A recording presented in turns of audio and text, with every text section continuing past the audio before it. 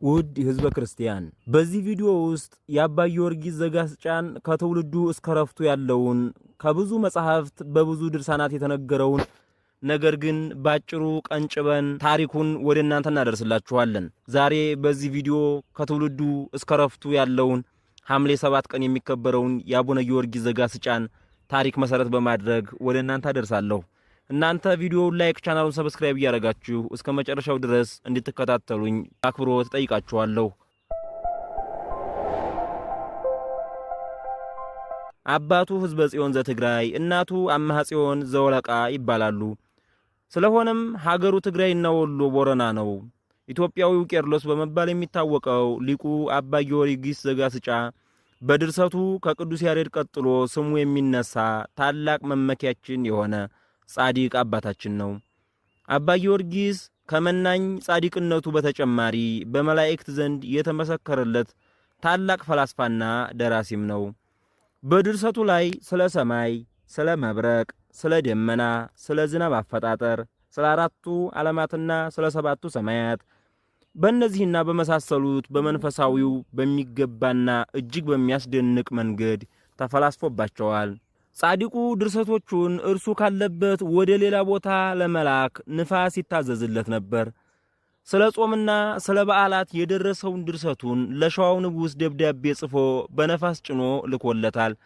አስደናቂው ገዳሙ ወሎ ቦረና ውስጥ የሚገኝ ሲሆን ጋስጫ በድሮ ስሟ ደብረ ባህሪ ትባላለች። በአጠገቡ ራሱ አባ ጊዮርጊስ የፈለፈላቸው ብዙ ዋሻዎች አሉ። ከአባ ጽጌ ድንግል ጋር ለመገናኘት እንዲያመቻቸው ብለው የሰሩት ድልድይ የእግዚአብሔር ድልድይ እየተባለ ዛሬ ድረስ ይጠራል። በእግር 5 ሰዓት የሚያስከድ መንገድ ነው። የአውሬ ሰጋጅና ባህታዊ ያለበት አስደናቂ ገዳም ነው። በየዓመቱ የስቅለት ዕለት ቁመቱ 60 ክንድ የሆነ ዘንዶ ከመቅደሱ ወጥቶ ግብረ ሕማማት በሚነበብበት በአትሮኑሱ ስር ተቀምጦ ተጠምጥሞ ራሱን ቀና አድርጎ ሲሰግድ ውሎ ካህኑ ሲያሰናብት ማታ ተመልሶ ወደ መቅደሱ ይገባል። ኢትዮጵያዊ ቄርሎስ የተሰኘው የዚህን ድንቅ አባታችንን ዜና ሕይወቱን በደንብ መመልከት ተገቢና አስፈላጊ ነው። የተወለደው በ1357 በወሎ ክፍለ ሀገር በቦረና ወረዳ ሰግላ በተሰኘ ቦታ ነው። የተወለደው በቅዱስ ዑራኤል አብሳሪነት ነው። ወላጆቹ አስቀድሞ ልጅ ያልነበራቸውምና በስለት ነው ያገኙት። አባ ጊዮርጊስ በመጀመሪያ እናቱ ፈሪሃ እግዚአብሔር እያስተማረች በጥበብና በእውቀት አሳደገችው። ቀጥሎም የመጀመሪያውን የቤተ ክርስቲያን ትምህርት የተማረው ከአባቱ ነበር። ሊቅ የነበረው አባቱ ካስተማረው በኋላ በ1341 ዓመተ ምህረት ወደ ኢትዮጵያ ከመጡትና እስከ አጼ ዳዊት ዘመነ መንግስት ጳጳስ የነበሩት ከአቡነ ሰላማ መተርጉም ዘንድ ወስዶ ዲቁና አሹሞታል። ዲቁና ከተቀበለ በኋላ ለትምህርት ወደ ሐይቅ እስጢፋኖስ ወሰደው። አባ ጊዮርጊስ በሐይቅ እስጢፋኖስ ትምህርት አልገባው ብሎ ለ7 ዓመታት ተቀምጦ ነበር። አብረውት የሚማሩት ተማሪዎች ይህ ትምህርት የማይገባው ስለምንድን ነው? በእርሱ ኃጢአት ነው ወይስ በወላጆቹ ይሉት ነበር። በዚያን ጊዜ የሐይቁ መምህር የነበረው አቃቤ ሰዓት ሰረቀ ብርሃን ለአባቱ ልጅህ ትምህርት አይገባውምና የቤተ መንግሥት ነገር አስተምረው ብሎ መለሰው። አባቱ ሕዝበ ጽዮን ግን አንድ ጊዜ ለእግዚአብሔር ሰጥቼዋለሁ እዚያው በገዳሙ ያገልግል ብሎ እንደገና ወደ ሐይቅ ላከው። አባ ጊዮርጊስ ከቀለም ትምህርቱ ይልቅ በሥራ እየደከመ የገዳሙን አባቶች ይረዳ ጀመር።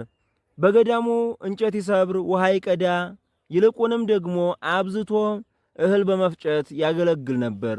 አባ ጊዮርጊስ እህል ይፈጭበት የነበረው የድንጋይ ወፍጮና ንፍሮ ይቀቅልበት የነበረው የድንጋይ ትልቅ ማሰሮ አሁንም ድረስ በሐይቅ ገዳሙ ውስጥ በክብር ተቀምጠው ይገኛሉ። ጊዮርጊስ ግን ትምህርቱን ለመረዳት የዘገየ ሆነ። የእግዚአብሔር ቃልም አልገባውም ነበር። ይህም ስለ ኃጢአቱ አይደለም፣ የእግዚአብሔር ሥራና ጌትነቱ በእርሱ ላይ ይገለጥ ዘንድ ነው እንጂ። ጌታችን ዕውር ሆኖ ስለተወለደው ሕፃን ደቀ መዛሙርቱ በጠየቁት ጊዜ ይህ ሕፃን ዕውር ሆኖ የተወለደው በማን ኃጢአት ነው? በራሱ ነው ወይስ በወላጆቹ አሉት። ጌታችን እርሱም አልበደለም ወላጆቹም አልበደሉም፣ የእግዚአብሔር ሥራ በእርሱ ላይ ይገለጥ ዘንድ ነው እንጂ አላቸው። ሐዋርያትም መንፈስ ቅዱስ እስኪወርድላቸው ድረስ በትንሽ ዕውቀት ነበሩ፣ በመጽሐፍት ያለውን ገና አላወቁምና ተብሎ እንደተጻፈ እንዲሁ አባ ጊዮርጊስም ዕውቀት ስለተሰወረውና ጓደኞቹ በትምህርት ሲቀድሙት ባየ ጊዜ እጅግ አዘነ። ስለዚህም በጾምና በጸሎት ወደ እግዚአብሔር መጮህ ጀመረ። ሁልጊዜም በስዕለ ማርያም ስር እየተንበረከከ ጥበብን እንዲሰጠው ወደ እግዚአብሔር አብዝቶ በመለመን እንባን በማፍሰስ ይጸልይ ነበር። ከዚህ በኋላ እመቤታችን ተገለጠችለትና አረጋጋችው። ዳግመኛም እንደምትመጣ ቀን ቀጥራው ከእርሱ ተሰወረች። በተሰጠውም ቀጠሮ መሰረት በነሐሴ 21 ቀን እመቤታችን ቅዱስ ሚካኤልንና ቅዱስ ገብርኤልን በቀኝና በግራ ሆና ኪሩቤልንና ሱራፌልን አስከትላ ተገለጠችለትና አይዞህ፣ ዕውቀት የተሰወረብህ ትምህርት ስለማይገባህ ሳይሆን የእግዚአብሔር ድንቅ ሥራ በአንተ ላይ እንዲገለጥ ነው አለችው። የመረጥሁህ የልጄ ወዳጅ ጊዮርጊስ ብላ በስሙ ጠራችው። ከእውቀት ወንዝ የመጣና ከጥበብ ምንጭ የተገኘ ከመለኮት ባሕር የተቀዳ ይህን ንጹሕ ጽዋ ንሳ ጠጣ በማለት ጽዋ ልቡናን አጠጣችው። ይኸውም ጽዋ ልቡና በዮሴፍ ቤት በጽርሐ ጽዮን ሐዋርያት የጠጡት መንፈሳዊና ሰማያዊ መጠጥ ነው። በበዓለ ሐምሳ ከጠጡት ያልተለየ ነው። ይኸውም የሚናገር እሳት፣ የሚያድን እሳት፣ መለኮታዊ እሳት ነው። ከዚህም በኋላ አባ ጊዮርጊስ ቤተ ክርስቲያንን ያስጌጠበትን የመጻሕፍትን ምስጢራት የማኅሌትንና የድርሳናትን ቃል ምስጋናዎችንም ሁሉ እመቤታችን ገለጠችለት። እመቤታችን ማርያም ለብፁዕ ጊዮርጊስ ጽዋውን ካጠጣችሁ በኋላ ያን ጊዜ 5 የምስጢር ቃላትን አስተማረችው። የሕሊናን ዓይኖች ያብራሉና የልቡናንም ጆሮዎች ይከፍታሉና። ከዚህ በኋላ ከእርሱ ተሰወረች። ከማይተኙ ትጉሃን መላእክት ጋር ወደ ሰማይም አረገች። የአምስቱ የምስጢር ቃላት ትርጉምም ዕውቀትን የተመሉ መንፈሳውያን አባቶች እንደነገሩን ከእመቤታችን ማርያም እጅ በተሰጠው መንፈስ ቅዱስ ስጦታ ትምህርት ሳይማር በአንድ ቀን የዳዊትን መዝሙር ማጥናት ነው። መዝሙረ ዳዊት ግን ዕብራውያኑ ከ5ቱ የስሜት ሕዋሳት ቁጥር ለ5ቱ ከፍለውታል። እነዚህም መስማት፣ ማየት፣ ማሽተት፣ መቅመስና መዳሰስ ናቸው። የመጀመሪያው ክፍል መጨረሻው 40ኛው መዝሙር ነው። የሁለተኛው ክፍል መጨረሻው 71ኛው መዝሙር ነው። የሦስተኛው ክፍል መጨረሻው 88ኛው መዝሙር ነው። የአራተኛው ክፍል መጨረሻው 105ኛው መዝሙር ነው። የአምስተኛው ክፍል መጨረሻው 150ኛው መዝሙር ነው። የእነዚህም ክፍላት መጨረሻ ለይኩን ባለ ጊዜ ይታወቃል። አባ ጊዮርጊስም የእነዚህን ምስጢር በልቡ ጠበቃቸው። 5ቱንም ቃላት በልቡ መዝገብነት ሰወራቸው። ሊገልጣቸውም እግዚአብሔር አልፈቀደለትምና። በተረዳ ነገር ስናየው ግን መዝሙረ ዳዊትን ነው። የገነትን ፍሬዎች ሁሉ የሰበሰበ መዝሙረ ዳዊት የገነት አምሳል ነውና አጋንንትን ያሳድዳል፣ መላእክትን ያቀርባል። እመቤታችንም ከእርሱ ተለይታ ካረገች በኋላ ከዚያች ሰዓት ጀምሮ የልቡ ዓይን ተከፈተለት። ሕሊናውም በመንፈስ ቅዱስ ክንፎች ተመሰጠ። ወደ አብም ደረሰ። በዚያም ኢየሱስን በአባቱ ቀኝ ተቀምጦ ጰራቅሊጦስንም በአንድ አኗኗር አገኘው። ከዚህ በኋላ በሐይቅ እስጢፋኖስ የዜማ የቅኔና የመጻሕፍት ትርጓሜ ትምህርቱን በሚገባ ተምሮ አጠናቀቀ። በእውቀቱም ቀድሞ የሚያውቁት ሁሉ ይደነቁበት ነበር። አባ ጊዮርጊስ የያሬድን ዜማ ከአቡነ ሳሙኤል ተማረ። በዚያ ዘመን በአጼ ዳዊት አማካኝነት በሰሜን ኢትዮጵያ የያሬድ ድጓ ዋና ማዕከል በሆነው በደብረ ነጎድጓድ ተሹሞ ያስተምር ነበር። የማስተማር ሥራውን የጀመረው በዚያው በሐይቅ እስጢፋኖስ ነበር። ከሐይቅ በኋላ በዚያ ዘመን ሸግላ በመባል ትጠራ ወደ ነበረችው ወደ ትውልድ ሀገሩ ወደ ጋስጫ ተጓዘ። አባ ጊዮርጊስ ወደ ሸግላ ሲመጣ አባቱ በጣም አርጅቶና መንኩሶ ነበር። ስለዚህም ከአባቱ እግር ተተክቶ በቤተ መንግሥቱ ያለችውን ስዕል ቤት እንዲያገለግል ወደዚያ አስገቡት። በቤተ መንግሥቱም የንጉሡን ልጆች ከማስተማርም በላይ በቤተ መንግሥት ዙሪያ ከነበሩት ሊቃውንት መካከል አባ ጊዮርጊስ አንዱ ነበር። በአንድ ወቅት ግብፃዊው ጳጳስ አቡነ በርቶሎሜዎስ ሥላሴን አንድ ገጽ ብለው ያምናሉ ተብለው በተከሰሱ ጊዜ ነገሩን እንዲያጣሩ ከተመረጡት ከቄስ ሐፄ ተከስተ ብርሃንና ከሐይቁ መምህር ከአቃቤ ሰዓት ዮሴፍ ጋር አብሮ ተልኮ ነበር። እነዚህ ሦስቱ አበው ጳጳሳት ካነጋገሩ በኋላ ክሱ ውሸት መሆኑን በማረጋገጥ ስለ ምስጢረ ሥላሴ የሚገልጠውን የጳጳሳቱን እምነት በጽሑፍ ይዘው መጡ። በቤተ መንግሥቱ በነበረ ጊዜ የንጉሡን ልጆች ይስሐቅን፣ ቴዎድሮስን፣ እንድርያስን፣ ሀብተ ኢየሱስን፣ ሕዝቅያስን፣ ኢዮስያስን፣ ዘርአ ያዕቆብን፣ ሴት ልጁን እሌኒን በምግባርና በሃይማኖት ቀርጿቸዋል። ከእነዚህም መካከል ዘርአ ያዕቆብ በድርሰቱ ሲመስለው፣ ቴዎድሮስ ደግሞ በሕይወት መስሎታል። አጼ ዳዊትም የአባ ጊዮርጊስን ሊቅነትና መልካም ስነ ምግባር በሚገባ ስላወቀ በጋብቻ ሊዛመደው ወዶ ስለነበር ልጁን እንዲያገባ ዘወትር ይጠይቀው ነበር። አባ ጊዮርጊስ ግን በድንግልና ጸንቶ ለመኖር እንደሚፈልግ ከመግለጽ አልተቆጠበም። የአፄ ዳዊት ጥያቄ ስለበዛበት ወደ አቡነ በርቶሎሜዎስ ሂዶ ቅስናን ከተቀበለ በኋላ ወዲያውኑ መነኮሰ። ከመነኮሰ በኋላ ወደ ሸግላ በመምጣት ለነገስታትና በቤተ መንግስት ለነበሩ ካህናት እንዲሁም በቤተ መንግስት ለነበሩ ታላላቆች ለንቡራነ እድና ለመኳንንት ለመሳፍንት በቤተ መንግስቱ ለነበሩ ባለሟሎች ሁሉ መምህር ሆነ። አባ ጊዮርጊስ በሸግላ በነበረበት ጊዜ በወባ በሽታ ታሞ ሊሞት ደርሶ ነበር። ታሞ በነበረ ጊዜ አንድ ሌሊት የከበሩ ሐዋርያት ቅዱስ ጴጥሮስና ቅዱስ ጳውሎስ ተገልጠውለት ከኛ ጋር ትኖር ዘንድ ልንወስድህ መጣን አሉት። እርሱም የድርሰት ሥራዬን ሳልሰራ እግዚአብሔርንም አብዝቼ ሳላመሰግነው አሁን አትውሰዱኝ ሲል ለመናቸው። እነርሱም ልመናውን ተቀብለውት ከሕመሙ ፈውሰውት ሄዱ። ለዚህም ነው ከበሽታው እንደተፈወሰ ወዲያው የድርሰት ሥራውን የጀመረው። የመጀመሪያ መጽሐፉን ጽፎ እንደጨረሰ ጠፍቶበት ነበር። በማግስቱም በዚያው ላይ ሊጨምር በወደደ ጊዜ የተጻፈበት ጥራዝ ቀለሙ ጠፍቶ ነጭ ሆኖ አገኘው። ስለዚህም የተሰረቀ መስሎት ልቡ አዘነ። ሁለተኛም በድጋሚ ጻፈ። በማግስቱም እንደ መጀመሪያው ነጭ ሆኖ አገኘው። እስከ 3 እና 4 ቀንም እየደጋገመ እንዲሁ ሆነ።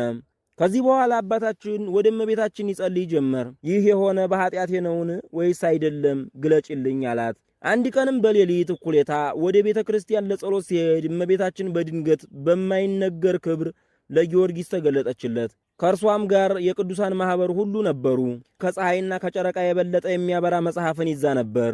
ጊዮርጊስም ባየ ጊዜ ወደ መሬት ወደቀ፣ እንደ በድንም ሆነ። እመቤታችንም አነሳችውና ሳትጠይቀኝ መጽሐፌን ትጽፍ ዘንድ ለምን ደፈርህ አለችው። እኔ ወድጄህ ከእናትህስ ማኅፀን መርጨህ ለጴጥሮስ ለጳውሎስና ለዮሐንስ አደራ ሰጥቼህ የለምን አለችው። አባ ጊዮርጊስም እመቤቴ ሆይ ይቅርበኝ፣ ደስ የሚያሰኝ መስሎኝ ይህን ባለማወቅ ሰርቻለሁና አላት። እመቤታችንም ወዳጄ ሆይ ይቅር ብዬሃለሁ አለችው። ልትጽፈው የወደድከውን መጽሐፍ እነሆ በእጅ አለ። ከአሁን በኋላ የተወደደ ልጄ በአንደበትህ ሊገልጸው ወዷል። ነገር ግን ከአርያም ከሰማይ ኃይልን እስክትለብስ ድረስ አትቸኩል ብላው ከሱ ተሰወረች። ያን ጊዜም ልቡ እንደ ፀሐይ በራ፣ የመለኮት ባህር በህሊናው አበራ። በመንፈስ ቅዱስም መስተዋትነት የተሰወረውን ሁሉ አየ። የመጀመሪያው ድርሰቱ አርጋኖን የተሰኘውና በቅኔ ስለ እመቤታችን ቅድስት ድንግል ማርያም የሚያመሰግንበት መጽሐፉ ነው። አርጋኖን መጽሐፍን ይደርስና ይጽፍ ጀመረ። በ3 ስሞች ጠራው። እነዚህም አርጋኖንና ውዳሴ፣ መሰንቆ፣ መዝሙር፣ እንዚራ ስብሐት ናቸው። ስለ መጽሐፉም ጣፋጭነት ንጉሡ አፄ ዳዊት ድርሰቱን በጣም ከመውደዱ የተነሳ በወርቅ ለብጦ በወርቅ ቀለም ጻፈው። ወርቁን የሚያንጸባርቅበት ድንጋይ ወይም ዕንቁ ባጣ ጊዜ እመቤታችን ማርያም በሌሊት በራእይ ዘማት በሚባል አገር እንዳለ ለጊዮርጊስ ነገረችው። ህብሩንም አሳየችው። አባታችን ጊዮርጊስም ከደረስኳቸው ከተናገርኳቸው ድርሳናት ሁሉ አርጋኖን ውዳሴ ይጣፍጣል ይበልጣል አለ። እንደዚሁም በፈጣሪው ቸርነት በእመቤታችን ረድኤት ብዙ ድርሳናትን የጸሎት መጽሐፍትን ደረሰ። የሊህም ድርሳናት ውዳሴ መስቀል፣ መጽሐፈ ብርሃን፣ መጽሐፈ ሰዓታት፣ የመዓልትና የሌሊት፣ መጽሐፈ ቅዳሴያት ናቸው። ጸሎተ ፈትቶ፣ የሐዋርያት ማህሌት፣ መልክዓ ቁርባን፣ እንዚራ ስብሐት፣ አርጋኖን ውዳሴ፣ ፍካሬ ሃይማኖት፣ ውዳሴ ሐዋርያት፣ ሆህተ ብርሃን ይኸውም ከመጽሐፈ አርጋኖን ጋር አብሮ የታተመው ነው። ፍካሬ ሃይማኖት፣ መጽሐፈ ምስጢር፣ ሕይወታ ለማርያም፣ ተአምሆ ቅዱሳን፣ ጸሎት ዘቤት ውስተ ቤት፣ ውዳሴ ስብሐት፣ ሰላምታ፣ ጸሎተ ማዕድ፣ ቅዳሴ እግዚ ካል፣ መዝሙረ ድንግልና የመሳሰሉት ናቸው። ቅዱስ ገድሉ እንደሚናገረው የአባ ጊዮርጊስ ድርሳናት ስማቸውና ቁጥራቸው በሊቃውንት ዘንድ የታወቀ ነው ብሎ ከጀመረ በኋላ በቁጥሩ የተወሰኑትን ድርሰቶች ብቻ ጠቅሶ መጨረሻ ላይ እና የመሳሰሉትን ነው ብሎ ይደመድመዋል። ነገር ግን አንዳንድ የቤተ ክርስቲያን አባቶች ደግሞ የአባ ጊዮርጊስ ድርሰቶች ከ12,000 በላይ ቢሆኑም ለቤተ ክርስቲያን አገልግሎት እየሰጡ ያሉት በጣም ጥቂቶች ብቻ መሆናቸውን እንገልጻሉ። ሌሎች ሊቃውንት አባቶቻችን የአባ ጊዮርጊስን ድርሰቶች ከግምት ባለፈ ሁኔታ በቁጥር ወስኖ ለማስቀመጥ አስቸጋሪ መሆኑን ይናገራሉ። ይኸውም ወደፊት ራሱን የቻለ ጥናትና ምርምር የሚያስፈልገው ነገር እንደሆነ አመላካች ነው። የመጀመሪያውን ድርሰቱን አርጋኖንን እመቤታችን አብዝታ ስለወደደችለት ዚማት በተባለ ሀገር በነበረ ጊዜ ከድርሰቶቹ ሁሉ እንደ አርጋኖን የምወደው የለም ብለዋለች። ከዚህም በኋላ የደረሰው ድርሰት ውዳሴ መስቀል ይባላል። ቀጥሎም መጽሐፈ ስብሐት ዘመዓልት ወዘሌሊት የተባለውን ወይም እርሱ መጽሐፈ ብርሃን ብሎ የሰየመውን መጽሐፍ አዘጋጅቷል። መጽሐፉም የእግዚአብሔርን ምስጋናውን መንገድ ያበራል፣ አብርቶም ያመለክታል። ልዑላነ ብርሃን የሆኑትን የማኅበረ ቅዱሳንንና የትጉሃን ምስጋናቸውን መንገድ ያመለክታል። የእመቤታችንንም የምስጋናዋን ጣዕም ይገልጣልና መጽሐፉ መጽሐፈ ብርሃን ተባለ። በዘመኑ በነበረው ልማድ ካህናት ቁርባን በሚያቀብሉ ጊዜ ሕዝቡ ወደ ካህናቱ መጥተው ሲቀበሉ፣ ንግሥቲቱ ግን ካለችበት ድረስ ካህኑ ሄደው ነበር የሚያቆርቧት። አባ ጊዮርጊስ ግን ይህን ቁርባን ንጉሠ ነገሥት ነውና ንግሥቲቱ ወደዚህ መጥታ ልትቀበል ይገባታል እንጂ እኛ መሄድ የለብንም ሲል ተቃወመ። ይህ ነገር ንግሥቲቱንና አባ ጊዮርጊስን ስላጋጫቸው አጼ ዳዊት ችግሩን ለመፍታት አባ ጊዮርጊስን ወደ ሀገረ ዳሞት ንቡረ እድነት ሾሞ ላከው። ከዚህ በኋላ አባ ጊዮርጊስ ዋናው ትኩረቱ በድርሰቱ ላይ በማድረግ ወደ ጳጳሱ ወደ አቡነ በርቶሎሜዎስ ዘንድ በመሄድ የቅዳሴ ድርሰት ለመድረስ እንዲፈቀድለት ጠይቆ ሲፈቀድለት የቅዳሴ ድርሰት ማዘጋጀት ጀመረ።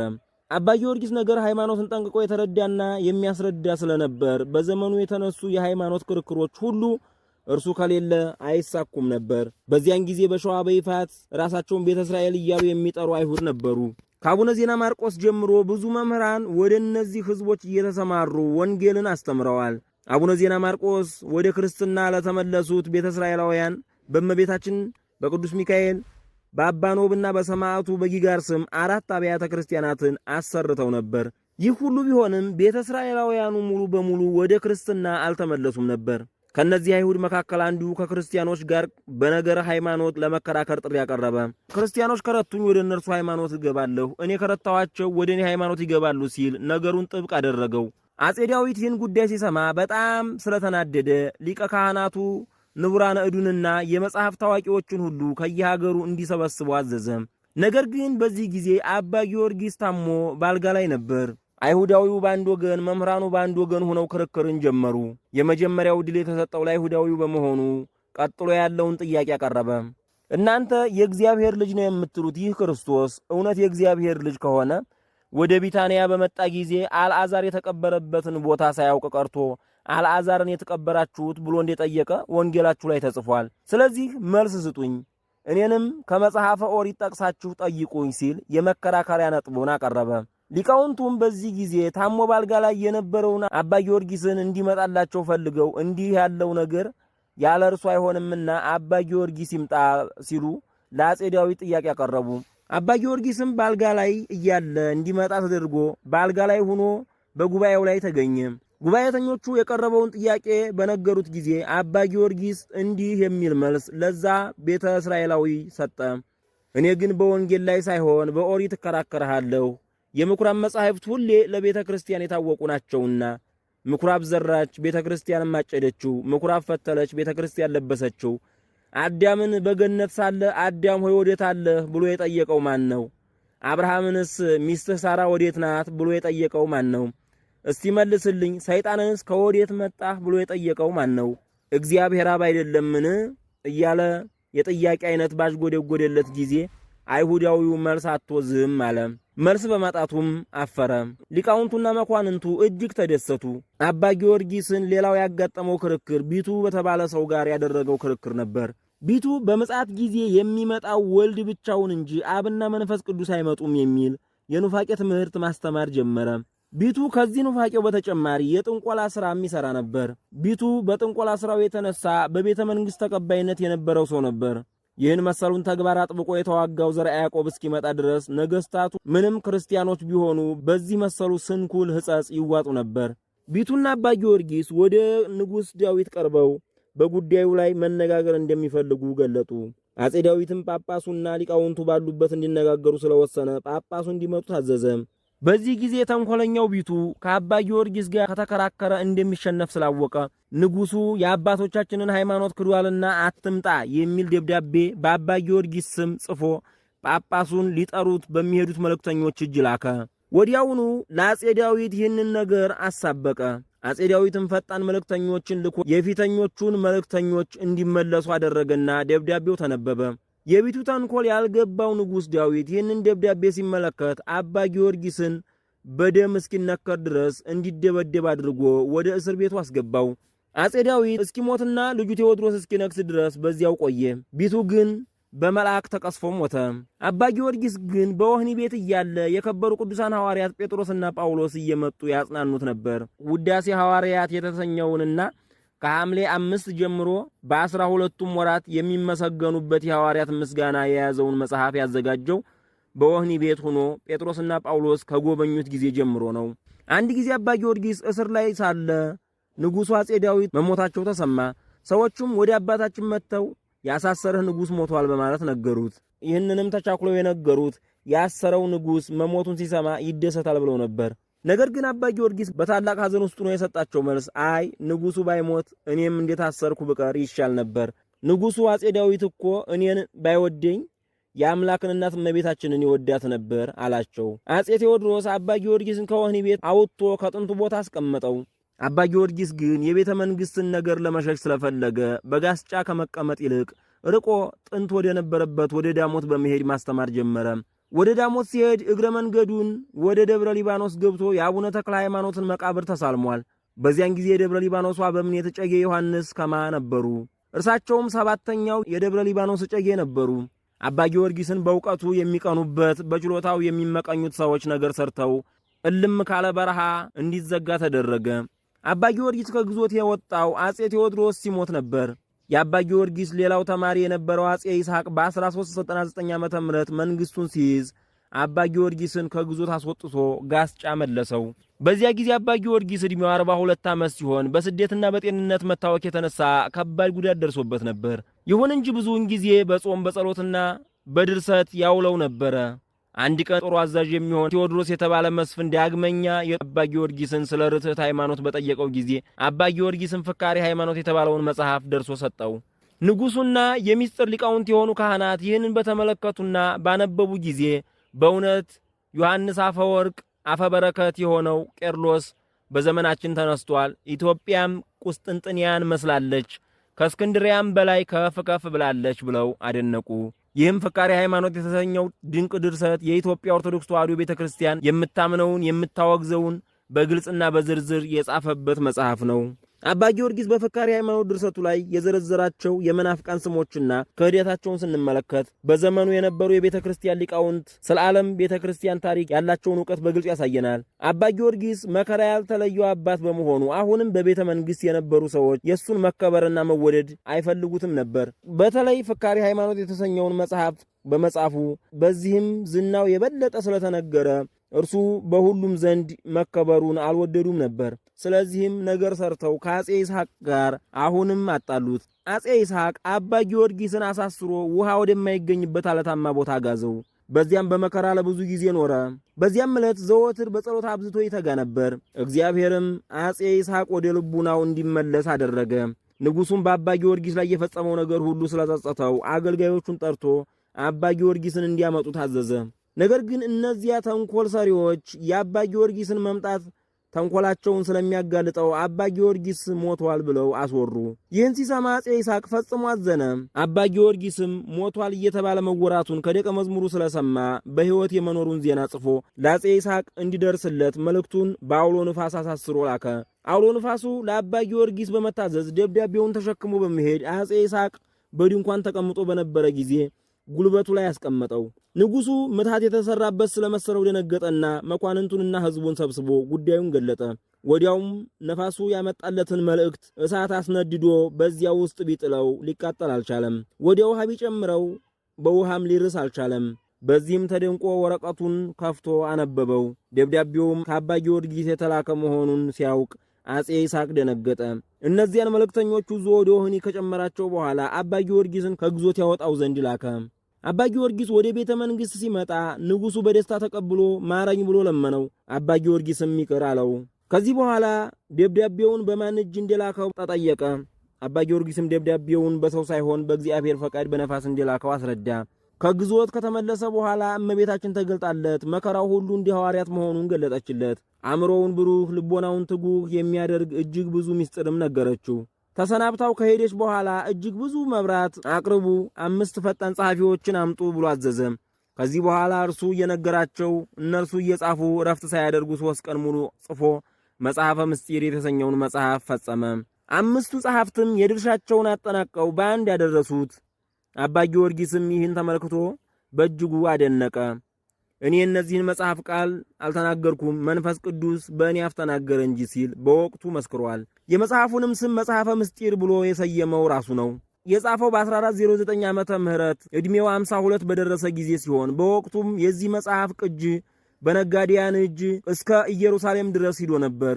አጼ ይስሐቅ ለአባ ጊዮርጊስ ምድረ ሰዎን በተባለው የጳጳሳት መቀመጫ የነበረውን ሀገር በርስትነት ሰጥቶት ነበር። አባ ጊዮርጊስ በምድረ ሰዎን ንጉሥ ይስሐቅ ክረምቱን ያሳልፍበት በነበረው ቦታ ላይ ቤተ ክርስቲያን ሠራ። በዚያም በማስተማርና በጾም በጸሎት ይተጋ ነበር። በጋስጫ እያለ አጼ ይስሐቅ አስጠራው። በዚያን ጊዜ ንጉሡ የመናገሻ ማርያምን ቤተ ክርስቲያን አሰርቶ ስለነበር እንዲባረክለት ፈልጎ ነበር። አባ ጊዮርጊስ ምንም እንኳን በዚያን ጊዜ ታሞ የተኛ ቢሆንም ወደ ንጉሡ ተጓዘ። እዚያም ሲደርስ በጣም ተዳክሞ ነበር። ሥርዓቱን ለመፈጸምም አቅም አልነበረውም። ስለዚህም ንጉሥ ይስሐቅ በአልጋ ተሸክመውት እንዲዞሩና ቤተ ክርስቲያኗን እንዲባርክ አድርጓል።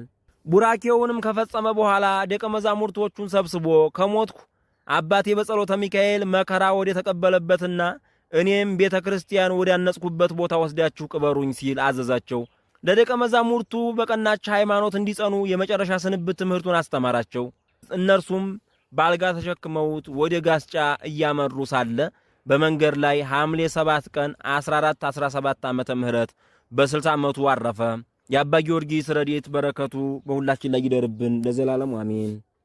ውድ ሕዝበ ክርስቲያን በዚህ ታሪክ የአባ ጊዮርጊስ ዘጋስጫን ከትውልድ እስከ ዕለተ ዕረፍት ያለውን ሙሉ ታሪክና በዘመኑ ያሳለፋቸውን ጉዳዮችና የሰራቸውን ተአምራቶች ወደ እናንተ አደረስን። እግዚአብሔር አምላክ ከቅዱሳን ረድኤት በረከት ይክፈለን። የአባታችን የአቡነ ጊዮርጊስ ዘጋስጫ አባትነት ሁላችንን የሚጠብቀን በማለት የዛሬውን ቪዲዮ በዚህ ጨርሳለሁ። እናንተ ቻናሉን ሰብስክራይብ፣ ቪዲዮውን ላይክ በማድረግ ለሌላ ሰው እንዲደርስ ማድረጋችሁን እንዳትረሱ። ወስብሐት ለእግዚአብሔር።